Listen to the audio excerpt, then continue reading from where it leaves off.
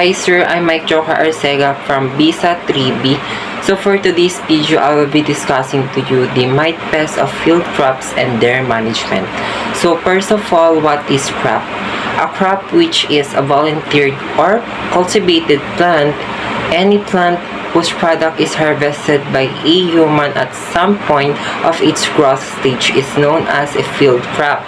Crops refer to plants of the same kind that are grown on a large scale for food, clothing, and other human uses. They are non-animal species or varieties grown to be for any other economic purposes.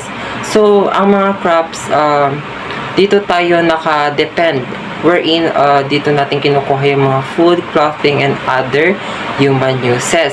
So, kapag wala yung mga crops, wala tayong kakainin, wala tayong mga gamit na materials for our daily living. First is cereals. A cereal is a grass in the monocot family Poaceae, also known as Gramineae, cultivated for their edible grains. Cereal grains are grown in greater quantities and provide more food energy worldwide than any other type of crop. They are also known as staple crops. So, ang cereals, they are starchy seeds suitable for food. This crop of cereals is barley or Herdium vulgare, brown wheat mite. Feeding produces a fine stiplings that cause leaves to take on a water-stressed appearance, turning first dusty gray and then yellow. Infested barley plants appear scorched or bronze and withered. So, yung stiplings, which means magiging kulay gray yung leaves ng isang crop or yung barley. So, magkukos ito ng stop of their growth and hanggang unti-unti nang mamamatay yung isang crop. Management. If no rainfall is received, mites remain active and plant damage increases, but yield potential will be reduced due to drought stress. However, if rainfall greater than 1/4 to 1/2 inch is received, mite populations will be reduced along with plant stress. So, pag walang rainfall, hindi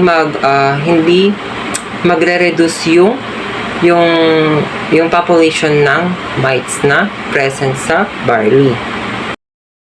Blue oath mite, so BOM pierce and sack of leaves, resulting in silvering of the leaf tips. These mites take shelter on the soil surface when conditions are warm and sunny. So this blue oath mite causes silvering or white discoloration of leaves and distortion or shriveling in severe infestation. Management of blue oath mites. Blue oath mites have higher natural tolerance to a range of pesticides. Ensure pesticide sprays are applied at registered rates to prevent populations build up. Pesticide should be applied within 3 weeks of the first appearance of mites before adults start laying eggs. Second type of crop is maize. So, spider mites. This spider mites is the first evidence of mite feeding is noticed on the top of the leaf where a yellow or whitish spotting of the leaf tissue is found in areas where the mites are found feeding on the lower leaf surface. So, there are two types of spider mites, namely Banks grass mite or VGM and two-spotted mites.